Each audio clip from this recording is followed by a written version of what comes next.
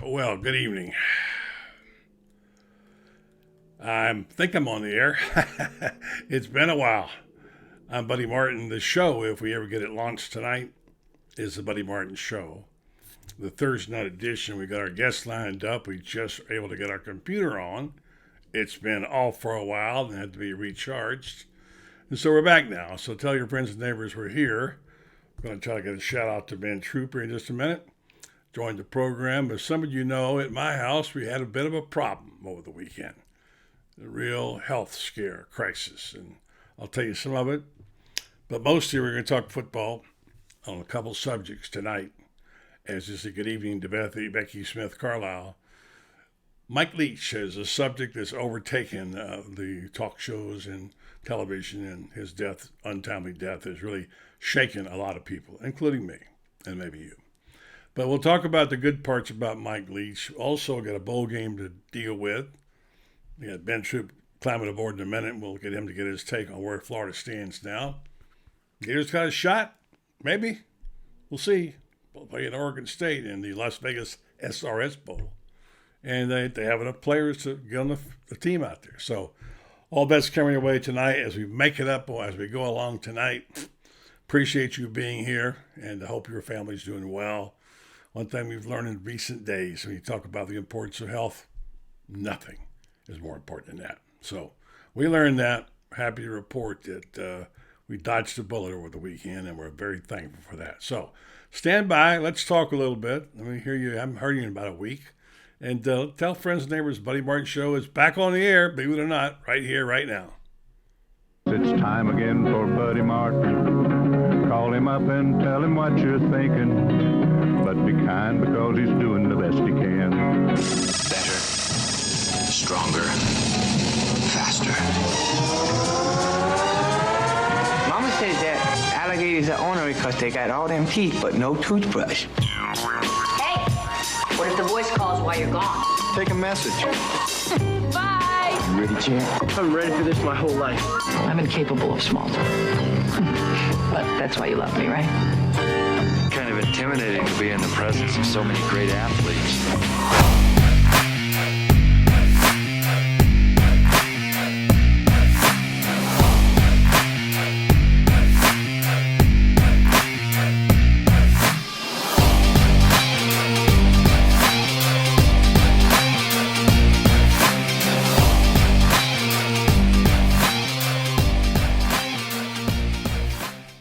Good evening and welcome to the program. It's nice to be back again and back in the house, and the family's safe and sound. It's been a hectic 5 days for the Martin family. I'll not bore you in great detail about this, but I will say this, that we had a real health scare and a health crisis on our hands, and it just came on us like that on Saturday night at 10:30, and we're so thankful today that we're all here. Just going to tell you what happened.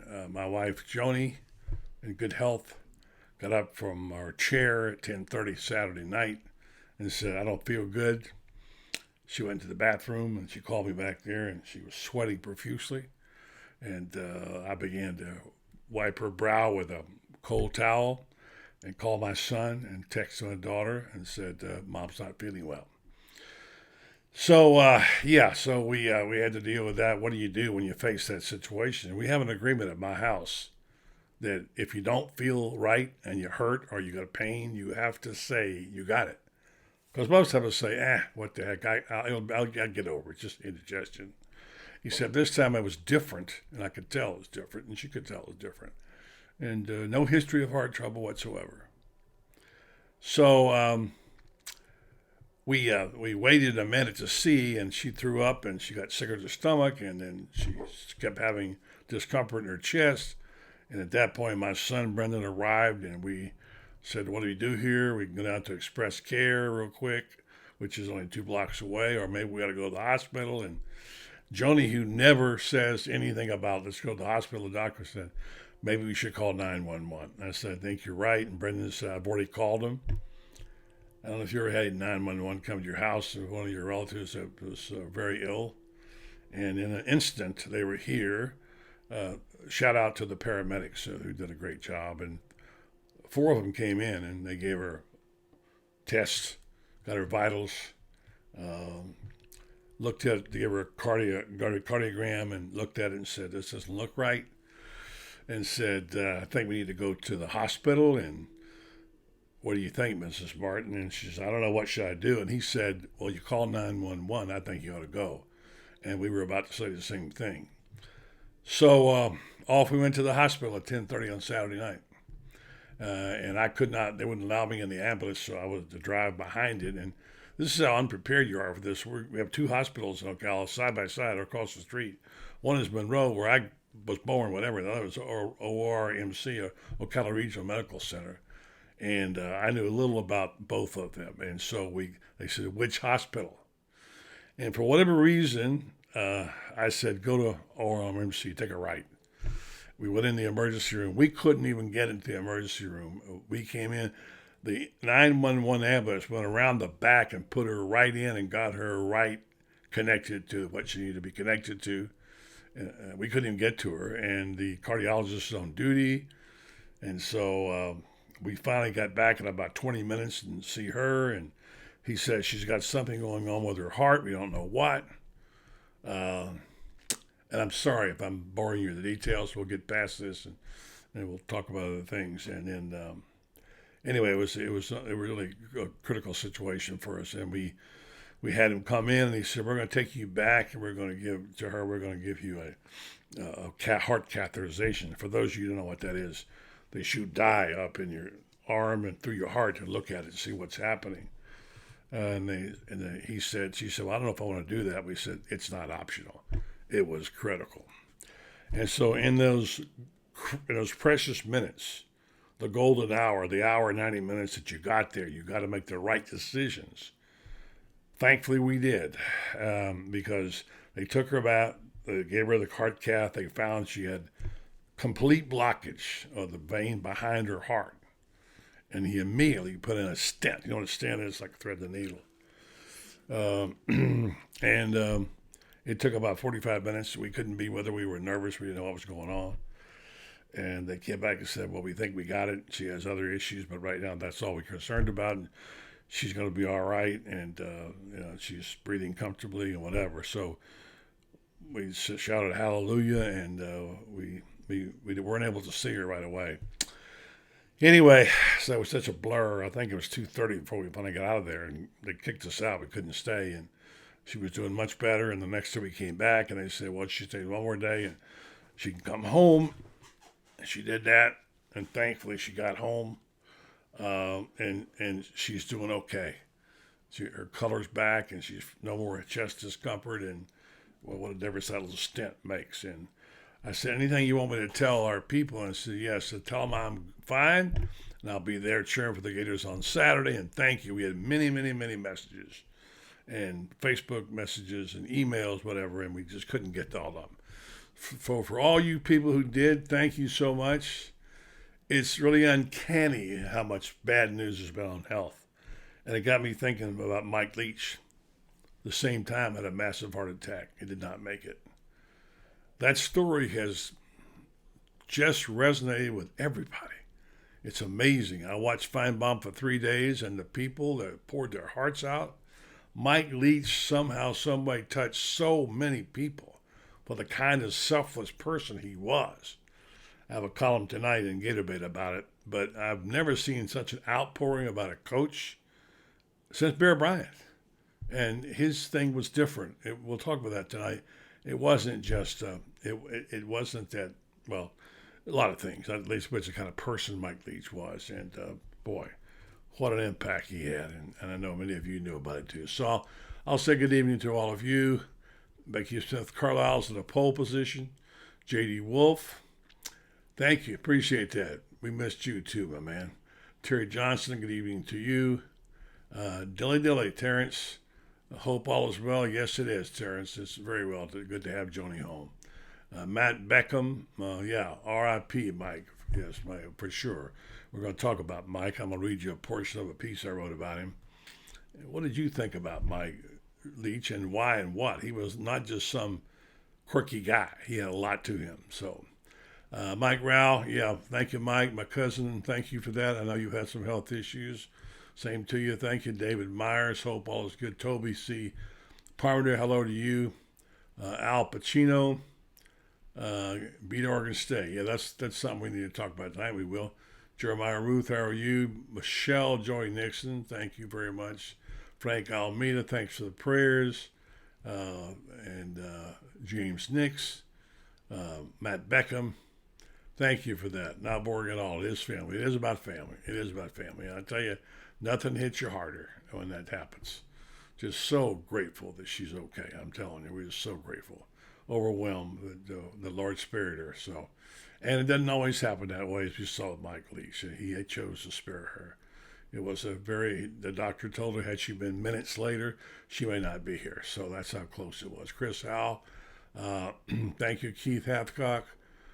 Thank you, Toby again. Payne Johnny, thank you for the prayers. Russell Dishman, the Lord was with your family. Amen to that, Russell. You're exactly right. He was. And Michael Mills says, praise Jesus.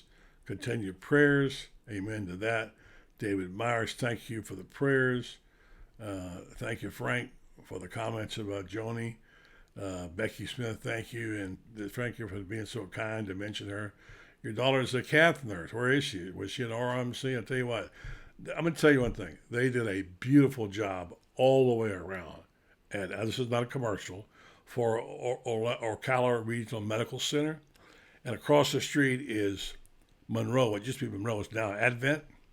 I'm a Monroe or Advent baby. I was born in a hospital. The whole family's been in a hospital. I've had babies born and people died in the hospital. But the hospital I went to this time was RMC. And from every person, to the people at the desk, to the nurses, right down to the people parking your car when you're coming in, to the doctors and the nurses, and they were wonderful. And I give it 5 stars. I'm so thankful and grateful for that. And every time I'll go in that hospital if I'm sick, and thank you for that. Yeah, thank you, Michael. The Buddy Martin Show is right. We're back, buddy. We're back. Yeah. Al Pacino, Terry Johnson. Yeah. So we're going to do this. Let's go ahead and do a little busy work here.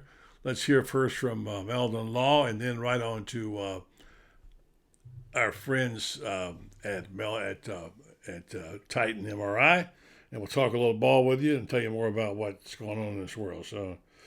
So all right. So right back after this.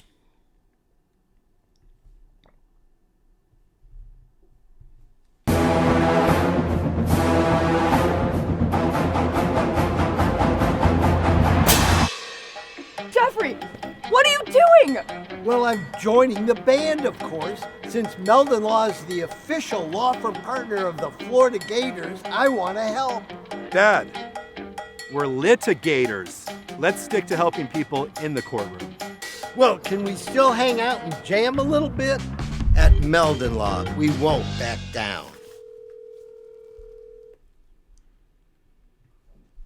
Things have certainly got a little out of hand lately when it comes to just buying our everyday necessities. Just look at gas, streaming services, and heck, even chicken wings. Well, there is one necessity that shouldn't cost a ton: taking care of yourself and helping fix all the aches and pains in life. And the fine folks at Titan MRI agree. With costs a fraction of what you'd pay at a hospital, you'll not only save money, you'll be taken care of by staff with over 20 years experience. So when you need an MRI, call Titan first, and you can go where your doctors send their families. Now offering CAT scans.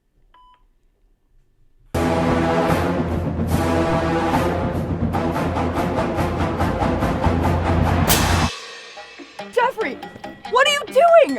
Well, I'm joining the band, of course. Since Meldon Law is the official law firm partner of the Florida Gators, I want to help. Dad, we're litigators. Let's stick to helping people in the courtroom. Well, can we still hang out and jam a little bit? At Meldon Law, we won't back down.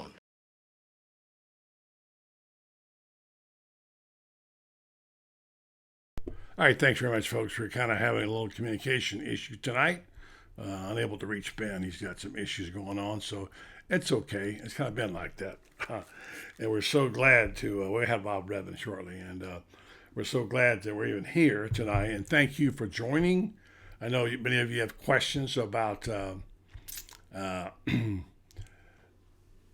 here's David Myers' comment about health, which will be one of our topics tonight. We're going to talk about Mike Leach a little while here, and the reason being that if you've watched any television at all in the recent days, you've seen the outpouring of fans around the SEC who have absolutely poured their hearts out to Paul Feinbaum's show, which have been some of his best shows, by the way.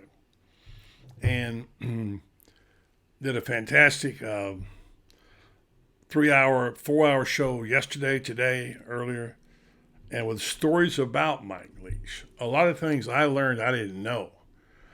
Here's how unusual it was.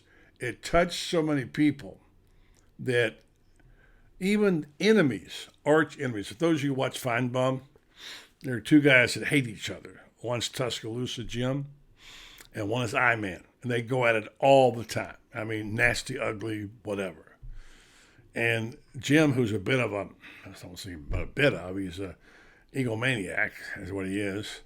And he's always coming on there and making ridiculous claims and whatever. And I-Man, who's clever, but sometimes annoying.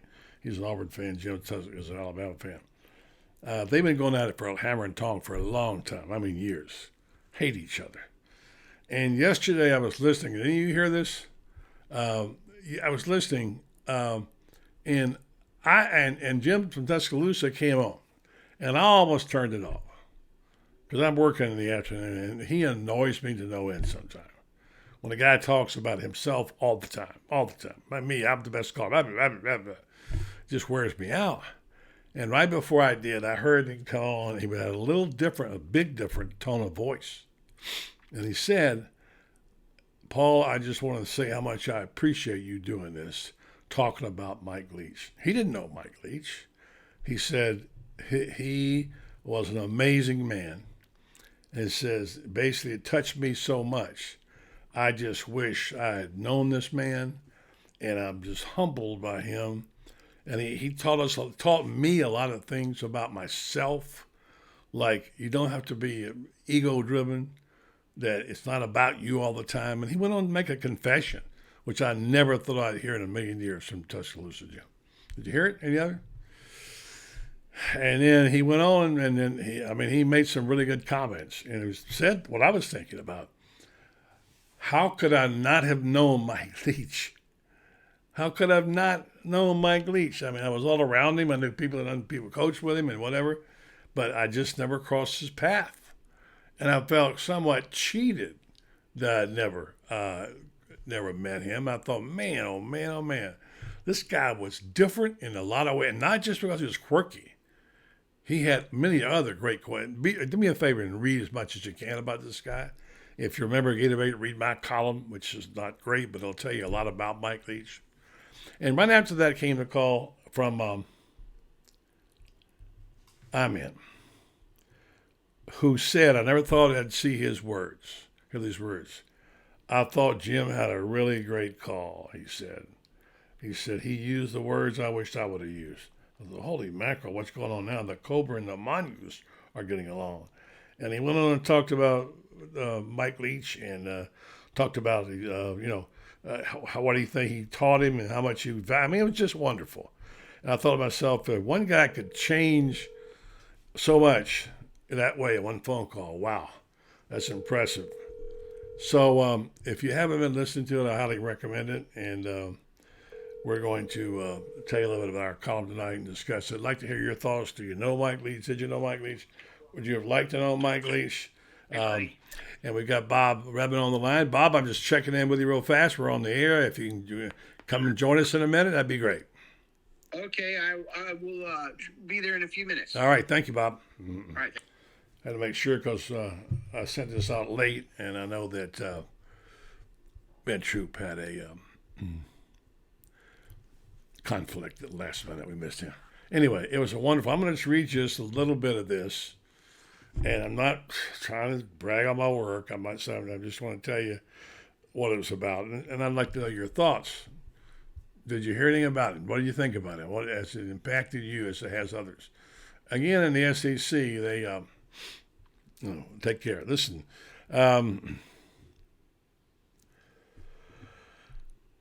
I've never met or spoken to Mike Leach. This is me. But I'm sure I would have loved him. His recent death touched the football world like few things I've ever witnessed, in an oblique fashion that left us feeling sucker punched and asking, why didn't I get to know more about this man while he was still with us? Immediately, it caused some of us to recalibrate and rethink our list of valued associates, friends, and colleagues, as though they were suddenly on an endangered species list. Mike Leach taught us we had not only a lot to learn about him, but about football coaches in general. Over the years, I've known hundreds and observed them, football coaches of all shapes and sizes, all kinds of personalities, all colors, all pedigrees. As a lot, football coaches measure up as good and decent men with noble intentions. Although they are mostly copycats who attempt to model the success of the victorious and unvanquished, they're also master motivators and worthy causes. Now, I went on there to talk about coaches I've known, what their jobs are, how much they mean to the community. In the South, a coach has elevated importance, as you know. And we convey upon him this title called Coach. And it carries with it a certain dignity and honor, as if you're saying chief to the chief of police, or if you're saying doctor to a doctor, or your honor to a judge. Coach, for those of us who have respect for those people, it carries with a certain dignity and obligation. And in most communities in the South, those are men and sometimes women who help us in our discipline, who are leaders, who mold and shape the minds and bodies and spirit of young athletes, in charge of them and their decorum, teach them lessons. And most of them are way underpaid. Some of the coaches I've known have been people who were underpaid greatly. But certainly Mike Leach was not only unique, he wasn't just a quirky guy. He had the things he did were so many stories today I heard about him. I'm sure Bob Redman's heard a few about what he did, how he impacted people. He was never too good to speak to people. He talks as much, he treated the ball boy the same as he did as a CEO of a Fortune 500 company. And he was a genius in his own ways, a genius. Quite unique. And I think we're just learning about this man now. And I think people like Bob Redman, who knows football and football coaches and cares about them as I do, felt some of the same things. Let's find out. So good evening to Bob Redman. Evening, Bob. Hey, buddy. Thanks for joining us. Yeah. I was just talking about, by the way, glad to see you again after the last 4 or 5 days at my house. I was just talking about the impact that Mike Leach, who was not a particularly famous guy, was a good football coach and a guy that had some antics and did some things that were unusual, good offensive mind. But I've never seen so much outpouring and sorrow and tributes to a football coach since Bear Bryant died. Have you been following that at all? Yeah, I have seen that, and honestly, I don't know him or Not neither. Yeah, I don't know. You know, I don't know of many people that I know personally that knew him. Mm-hmm. You know, that I have actually spoken to about him. But yeah, I think when it comes to a guy like that, you know, he's always. You never catch him at a bad moment. You know, I mean, I think when the things are the worst, he's still okay.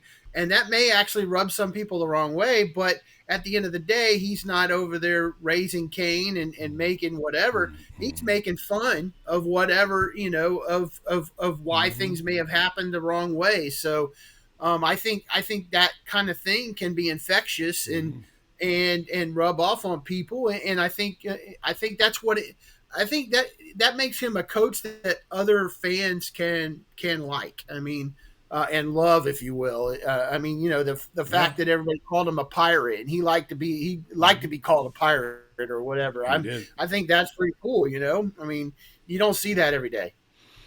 You're right, and it's well put. I talked to Coach Spurrier this week about him, and a lot of people try to compare us. He says we're alike. He says we're not at all alike, and yet they are.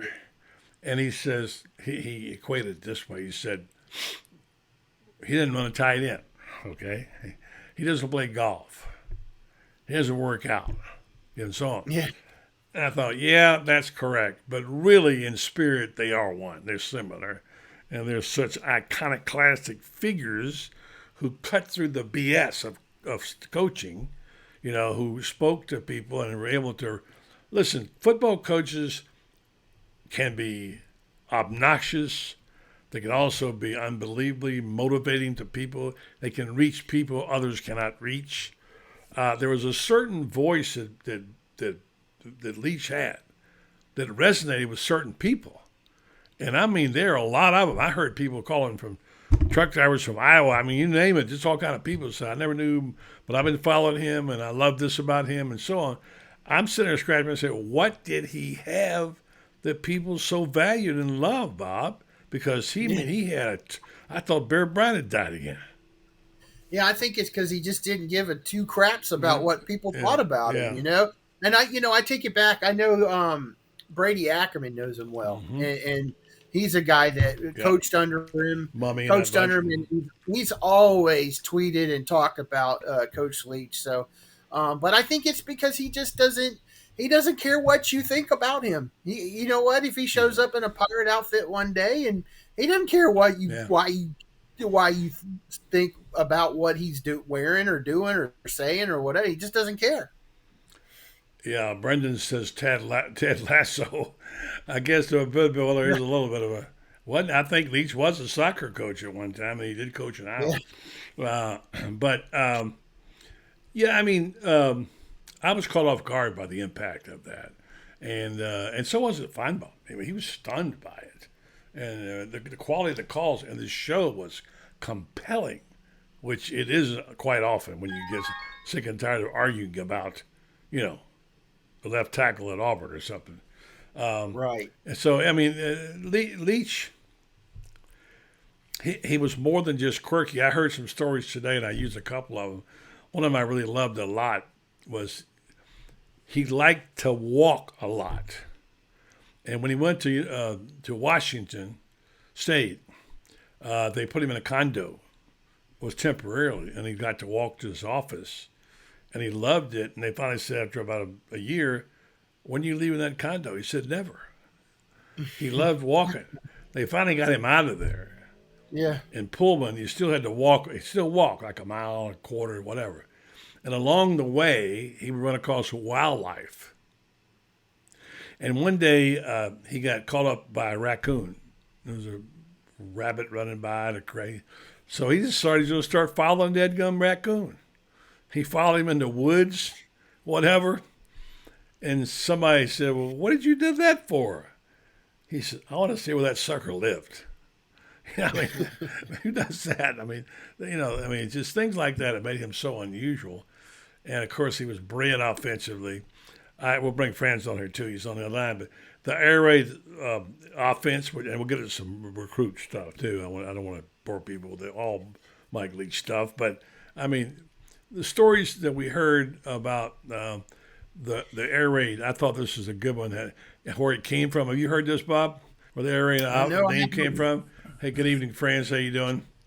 Maybe you've heard the story about Mike Leach's air raid. He and Al Mummy, of course, went to Iowa Wesleyan.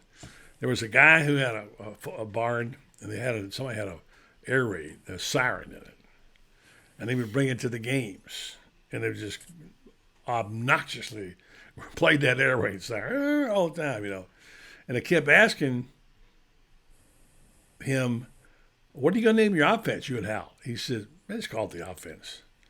So no, you got to have a name for it, whatever. And so finally he says, maybe we just call it the air raid because of that guy bringing that siren in, and that's how they started it out. And of course, it somewhat revolutionized football. He went to Kentucky. I saw that team play. I was so impressed with what they did. Anyway, so we know the rest of the story. And France, you can pick it up, you and Bob, just what he did. And although Spurrier says we weren't the same, they were kindred spirits, even though they might have believed differently. So anyway, your thoughts about that, friends, and your thoughts about the day. And we'll talk about other things like recruiting in basketball. But just let's talk. Give me your comments on Mike Leach. Well, when he got hired at Washington State, Bill Moos, who was the athletic director, flew down to Key West, and he called Mike up and said, I'm at the Marriott there, and Mike said, I'll see you at 10, and he said, fine, and Bill Moos said, well, what's the mode of dress? And Mike says, casual. Bill Moos says, well, he thought that meant no tie. He said, well, where he comes from, casual means you don't wear a tie. He says, Mike Leach shows up, flip-flops, cargo shorts, V-neck T-shirt. and Bill says, well, I guess I'm a little overdressed. He says, where are we going to go eat? And he says, well, there's this pretty good place. So it's over there by where Jimmy Buffett kind of hangs around. He says, I like it. They got good shrimp. He says, well, okay. He says, they get in the lobby. He says, well, where's your car? He says, I don't have a car. He says, what do you mean you don't have a car? He says, this is a small island. He says, I walk everywhere I go or else I ride my bike. He says, if you want, we can rent you a bike and we can ride bikes over there. But in Key West, yeah. Yeah, but here's the funny part of the story. They get to lunch, and Bill Moos is saying, all right, he says, I've got all these questions I want to ask him about football. He says they're looking out over there, and they see this, in the harbor, and he says, yeah, he says, this Key West started out, it was where pirates started. It was an enclave for pirates. That's who held this up. They go down there and hit the ships coming from Cuba and Colombia and Mexico with all the gold. But Key West was their hideout. And Bill says they end up talking 3 hours about pirates. Mm-hmm. And he said, something funny? He says, we get through with this. We haven't talked football at all. And he says, I know I've got my guy, but yeah. I love that story. And that's one of the great stories about a guy that, quite frankly, I don't know if there'll ever be anything like him. No, there never will be again. There will not be one. I can guarantee you that. Not in my lifetime, for sure. Probably yours and Bob's. That place he went down there, I think, was it called Captain? What was it called? That was his favorite drinking place. There's still a bar stool with his name on it down there in Key West, and Captain Tony's. Captain Tony's. I love the story about when that Andy Reid told, and we'll get on to other things like the recruiting news and some basketball about talking about how he went through Donald Trump's security. He was a Trump fan. And one day he walked and he told Reid, he said, I was walking through New York, I saw the tower, I went up and introduced myself to him, Trump, he said, like it was no big deal, Reid said and laughed. He said, he talked himself through, and that's the way he coached, which is why everybody loved him for that. Well, you think about this, guys. He won 158 games at Texas Tech. He won 84 games. I mean, he's the winningest coach in Texas Tech history. Mm-hmm. He goes to Wazoo, where he walks 3.5 miles to work in a place where they have signs that say, beware, you may be eaten by a bear. Mm-hmm. And, walks to work. Rain or sleet or snow, he walks to work. And he's the second winningest coach there. And then he goes to Mississippi State. He coached 23 years as a head coach. and he went to bowl game 19 times in places where you don't go to bowl games. Yeah, he was in the vast wasteland. He's incredible. Well, let's talk about for a minute. R.I.P. to Mike Leach, one of the great characters and really quality people. I wish I'd have known him. I feel like I was cheated because I didn't, but that's my fault. All right, so we had some recruiting news today, Bob. Not all necessarily good, right? Yeah, and honestly, it's been, the vibes switched drastically on a lot of these kids midweek, so Tuesday-ish or so, and that's kind of the bad vibe, if you will, online in the last couple of days. And then if Samson, is Pancake Man. Huh? Yeah, the Pancake Man, Samson Okunlola.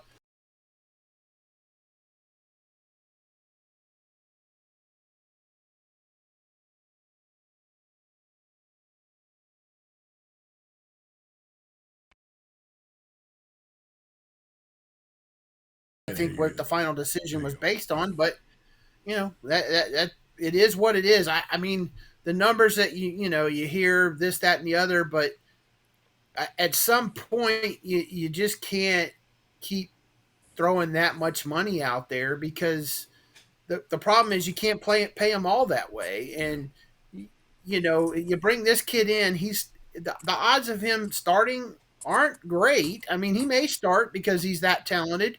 But how well is he going to play? And you're paying him that much money right off the bat. And, I just, anyway, I don't, it is what it is. And that's part of the deal now. That's part of the deal, dealing with NIL and having to figure out how you impress upon kids that either you're going to, you'll end up paying more than they will, or, it makes more sense for you to come here and eventually make more if that's what your goal is. I'm totally lost. I've been lost, and I'm even more lost. And I just don't believe anything I hear anymore until the deal's done. I mean, it's just incredible. I'm here. I mean, if you try to live and die with these guys, and this information, you be crazy in 48 hours. And I don't know what to believe, who to believe, or what do they think, how to report the story. Bob, you deal with it a lot. How do you report this story? It's tough. This story in particular, he was favored to go to Miami for a long time. And it really was all about the money, if you want to know. And I had no doubts Florida wasn't going to go as high as that Miami was going to go. Whether they actually do that or not is another question, but that, I have no doubt that Florida wasn't going to go that high. And so that was the bottom line of the decision that had to be made here, that was being made here. But when you're talking about other prospects and, their quote unquote decisions are still, around the corner. I think a lot of what we were hearing coming out of their visits and actually for the last few weeks, I don't know why. I have no idea, but it seemed to have changed. And again, it may be a money thing. Maybe some schools are coming at these kids late with more money for whatever reason that they weren't coming at them earlier. And I don't know. It's absolutely a different dynamic, but it's also a dynamic that every program's having to deal with. Yeah. So you can't just say, oh, well, this is why it happened to us. You got to figure out, okay, how can you do it? And Florida has resources. So it's not like, it's not like, some of these schools have that much more. Now, whether they're doing things, above the table or whatever it might be a different story, but it's been a really crazy 2 days in my book. Yeah, we'll get into that in a minute, the money part. France, I know you were hearing things. I had a coach tell me, a well-known former, and it's not Spurrier, former championship coach tell me that one of the top 5 schools, or one of the 2 schools in the playoff, the players, this is what he said. This guy's a former coach at that level who said the top players are asking for $200,000 apiece at this school, well-known, one of the top 5 in the country. $200,000 apiece. You know, I don't know how you go. How do you even set a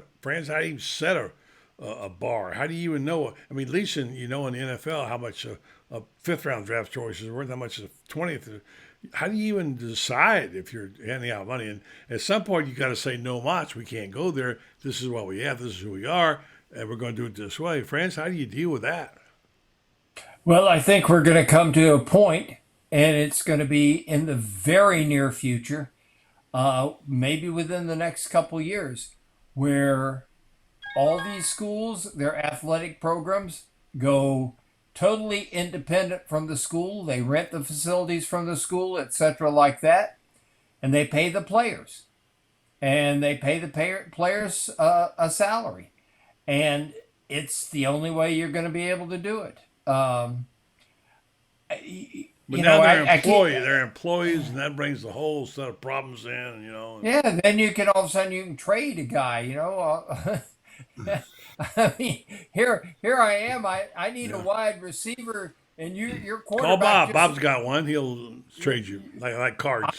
You need a wide receiver. You need a wide receiver, and my backup quarterback went down. You got a backup quarterback that I wanted. Okay, fine. We'll trade you a wide receiver for a quarterback. Yeah. I think we can say that this is weirdness, but believe me, the whole shebang is weirdness. And I wrote about this. I was writing about it in basketball terms today. But here's the thing: people say, "Well, we need to leave the NCAA." You're right, we do. But here's the problem. We don't have infrastructure, and we don't have leadership. We got a leader, but the leader's Greg Sankey. He cannot do it alone. But we're going to have to ditch the NCAA completely. And what the NCAA has done, probably smart on their part, is they've offered a bribe. They've saying, okay, to the power school, to the Division I schools, okay, we'll let you be autonomous over football, and this is nothing more than a bribe. It really and truly is. It's to keep them from leaving. But they're going to have to eventually. They are going to have to leave. And I don't see anything short of basically this is going to become like the SEC is going to be like AAA baseball, to the major leagues. The SEC is going to be like AAA football. And you go down the list, and all of a sudden, if you're down there in the MAC, you may be Class A ball, and then the Sun Belt may be AA, I know it sounds weird, but gosh, I don't see how we can save it. Well, here's the thing: is that this is the normal. We talk about this is the normal. This is what we're dealing with. This guy from All Kinds of Weather, I know that has a site. He says Travante Citizen, Malik Bryant, Raul Aguirre, Francis Magawa, Cormani McLean, and now Pancake Man. Miami is beating us at a 2-1 clip for the guys both schools want. That's just not going to cut it. Bob, what do you say about that? Yeah, I mean, I tend to think their approach long term is bound for failure because they're going to really overpay and they're going to really underperform, and they got one guy pretty much bankrolling it all, and he's not going to stick with that. If they're underperforming with those 5 or 6 players that he's paying so much money for, it's just in the long term. In the short term, the problem for Florida is it's really going to turn off a lot of people that really want to win recruiting battles. Right. And, you're right. You're right. I mean, and I don't know, there's 2 different worlds of Gator fans. I honestly think, and I know this. If you go to Facebook and Twitter, is two different worlds. It's literally two different worlds. The Twitter world is all about recruiting and recruiting rankings and all that stuff. If you go to Facebook, you're going to find people that, if Florida is the number one recruiting class, they're going to send that to all their friends, but they just don't follow it day to day. And there's not that big, hoopla over it. And I think for the most part, most fans aren't into the recruiting. They're into winning football games. And that's what they want out of their team. So the bottom line is it's going to come to that. But, when it comes to people, the diehards, if you will, the diehard recruitniks, and I think some of the people that give to the NIL, that's kind of what it's all about. They want to see recruiting rankings. Yeah. And the other thing that's happening, and it's going to happen, is the transfer portal, and we're about to hit that, and really see there really hasn't been a whole lot of movement going on in the transfer portal yet, but that's going to change. And a lot of guys haven't come out that are going to come out from some of these bigger teams that are still playing. And I think that that's a dynamic now, and especially with the NIL, that it's definitely a difference, and we'll see what that does, and if they can curtail whatever they might miss, some of what they might miss, I should say, in the recruiting rankings into the with the transfer portal, I should say. All right, let's bring in Lauren Meadows here too, and let's all chime in on this subject. Here's the other side of the coin. You talk about Gator fans not wanting more in the recruiting news and getting discouraged. There's an element too out there that says, you know what? I have had it with college football. They're a bunch of greed heads. The kids want money, money, money. My expenses have gone up to follow these teams. I'm sick and tired of being asked to give money. There's no more loyalty. The game has changed, and I'm walking away from this. There is that danger of that kind of reaction as we bring in Lauren Meadows. And friends, I want you to comment on this, Bob. What about that danger zone there, Lauren, where you find the fans have finally had enough?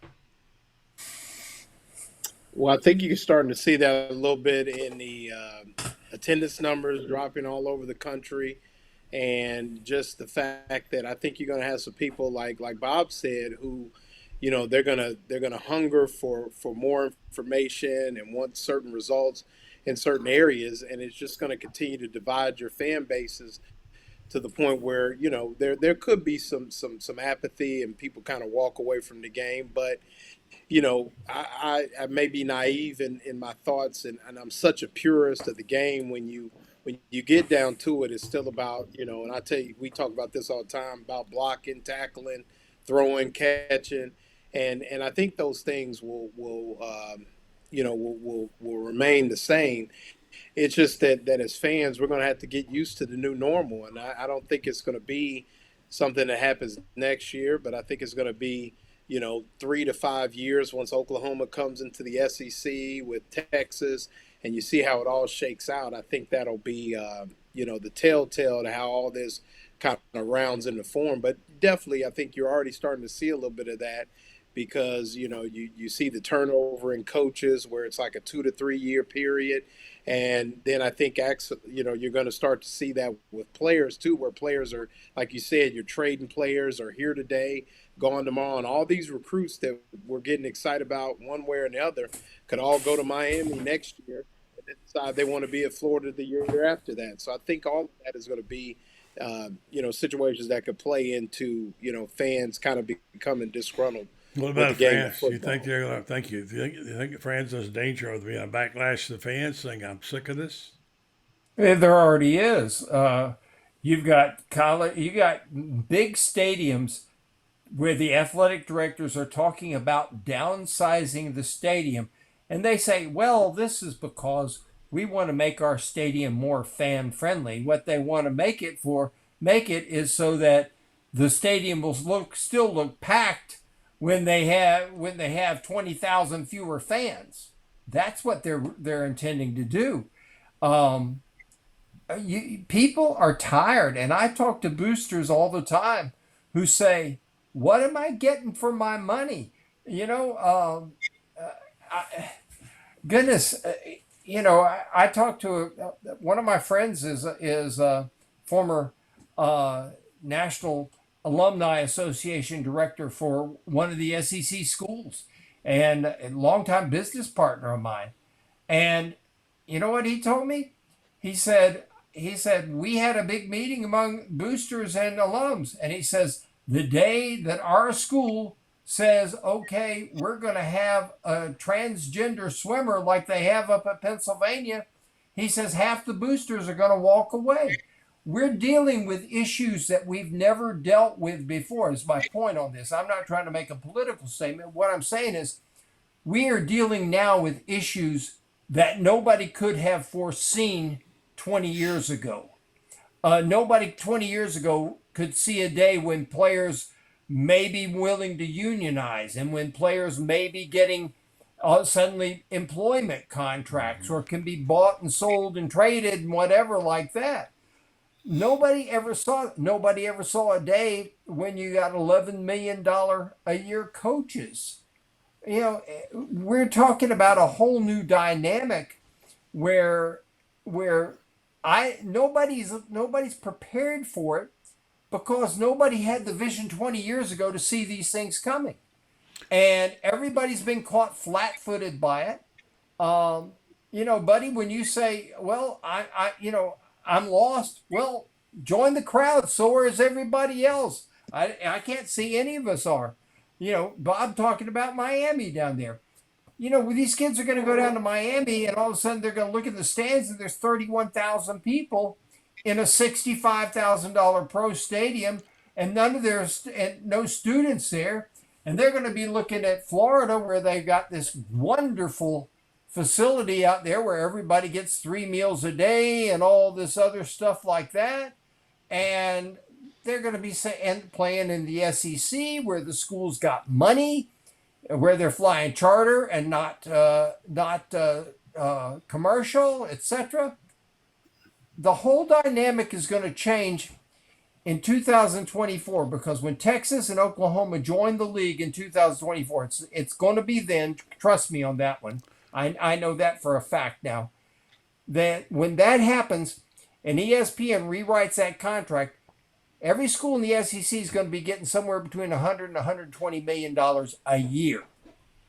That's more than what the Big Ten is going to be having to offer.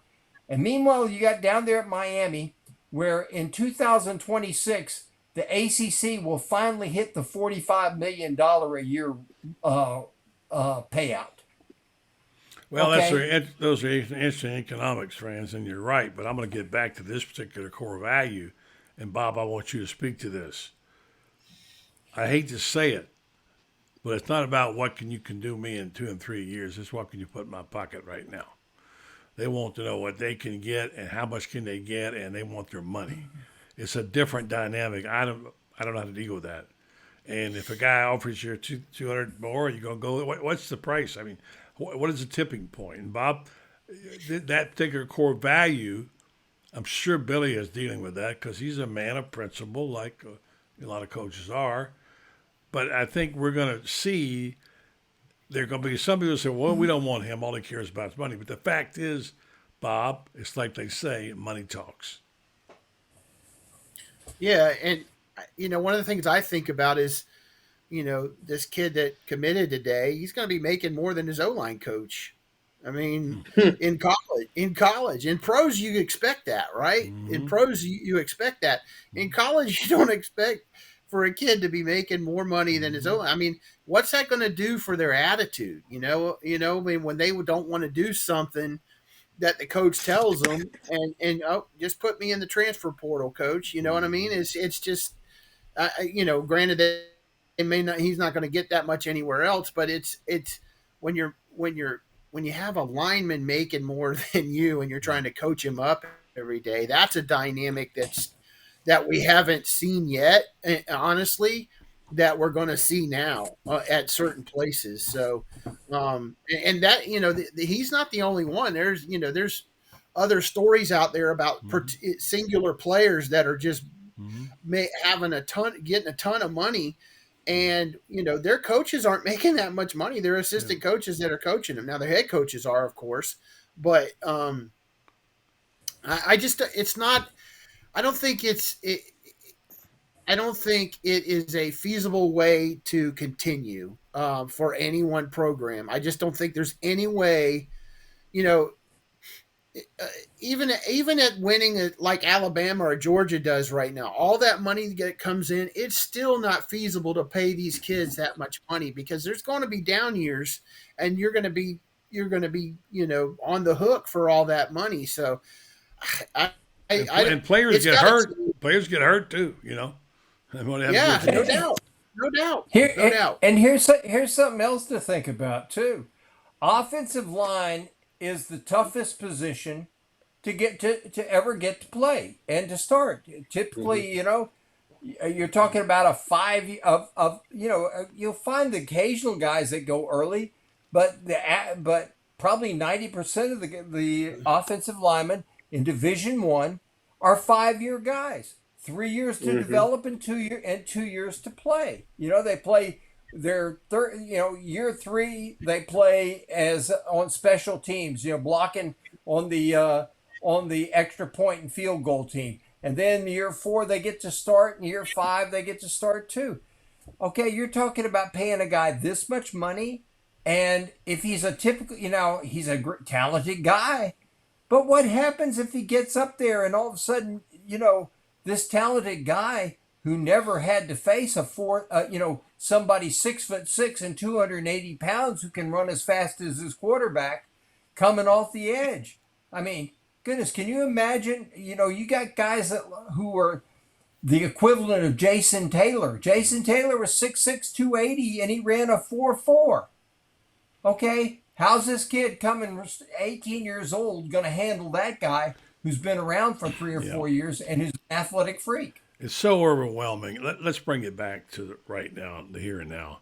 And in the next few minutes, each of us, let's take this minute to put aside all the mumbo-jumbo, confusing talk, the money, NIL, whatever, and talk about what's here and now, and talk football. There is a bowl game Saturday, albeit not one of the world-class ones.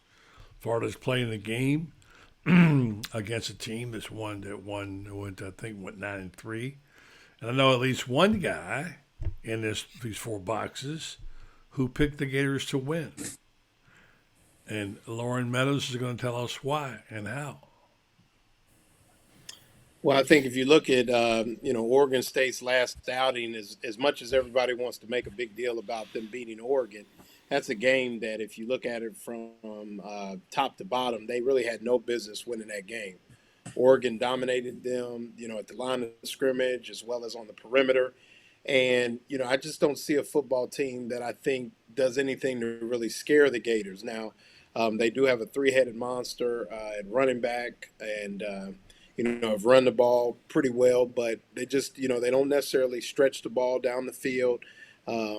Quarterback has thrown 8 touchdowns with, I think, 5 interceptions, and they just don't. They're not. I mean, if you look at them on paper, they're just okay. They're a 9-3 football team that could have easily been, probably 6-6, just like the Gators, if not 5-7. They beat Stanford by 1 point. They have a couple, 1-score wins. And I just think that, when you look at the Gators, there's still a lot of household names on the Gators football team, and guys like Montrell Johnson, Trevor Etienne, Richard Garage, Ethan White, on offense. They still should be able to run the ball, I think, fairly well. A lot of fans will be interested to see what Cameron Waits is going to do at right guard.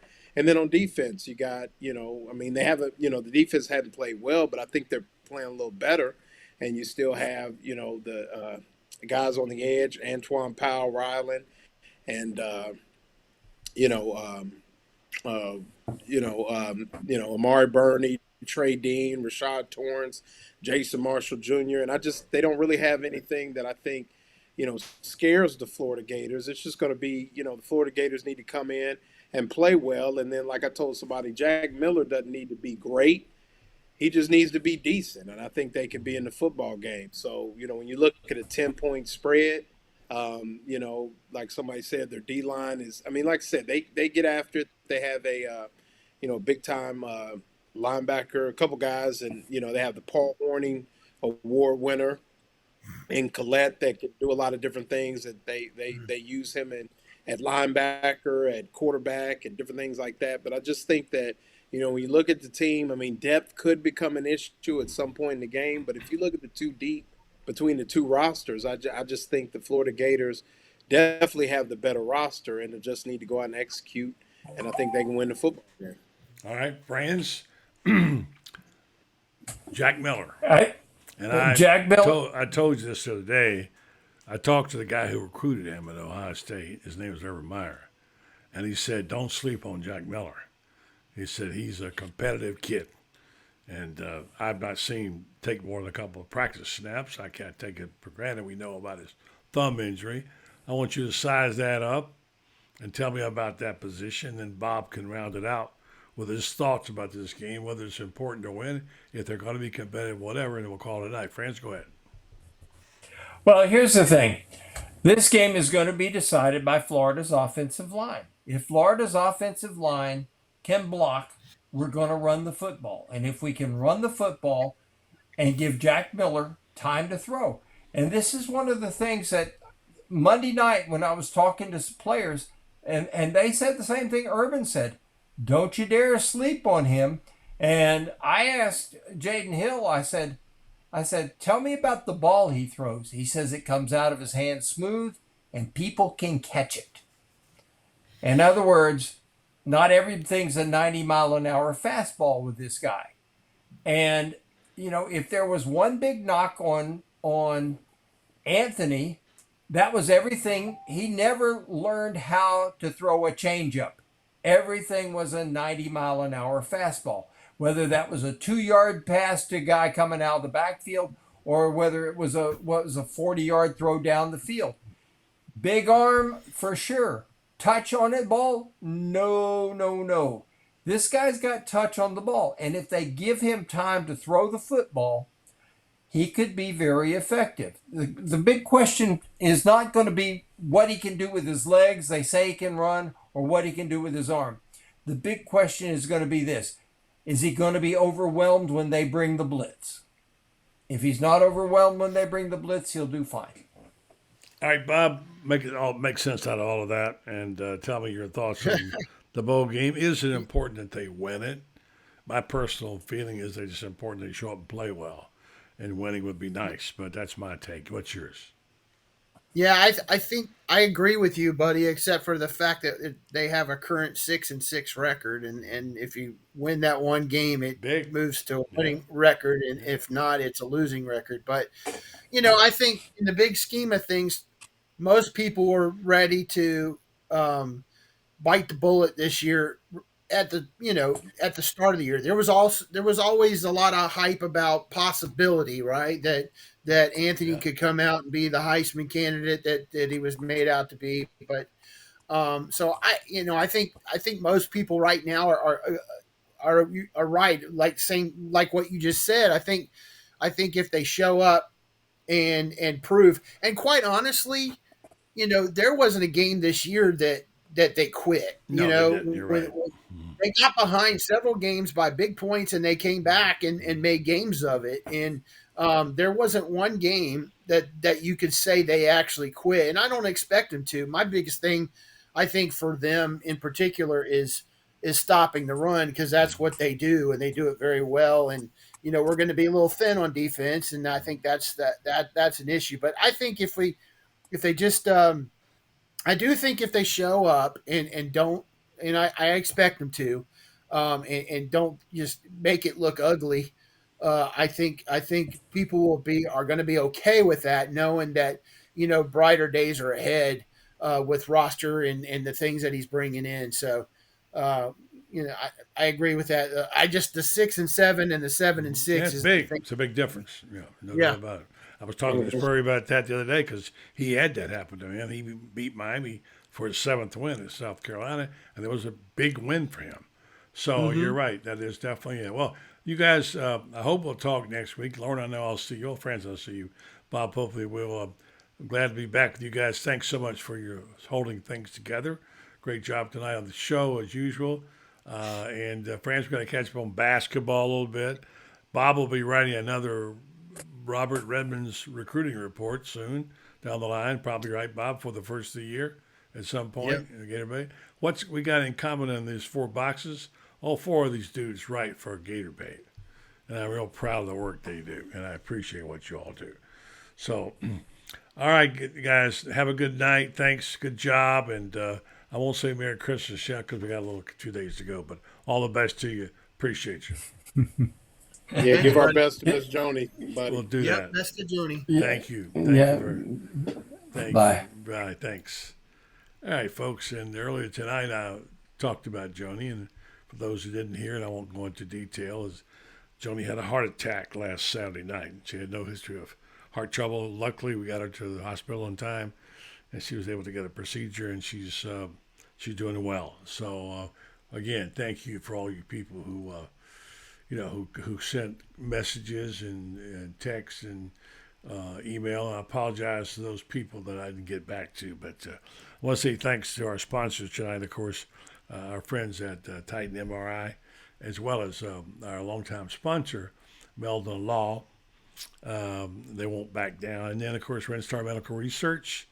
We always love to talk about them because they're not only a terrific company, it does a lot for health in our community. And boy, we're sure thinking about health right now a lot. They're also great folks and downtown stakeholders of the company. Here in Ocala, they have a high quality, patient-centered clinical research facility. Renstar brings cutting edge clinical research trials to Ocala in areas like Alzheimer's, psoriasis, osteoarthritis, migraines, fibromyalgia, and many other things that affect us in our community. And a lot of the data goes to research, which in turn, the biomedical companies give us treatments that we can utilize for better health. So thanks to all the folks over there at Renstar. Remember, Renstar Medical Research seeking tomorrow's answers to the health questions of today. Good to be back today, folks. Thanks very much for listening and watching. We'll be talking to you over the weekend. Don't forget to read Gator Bait. Lots of good coverage coming up. Good night.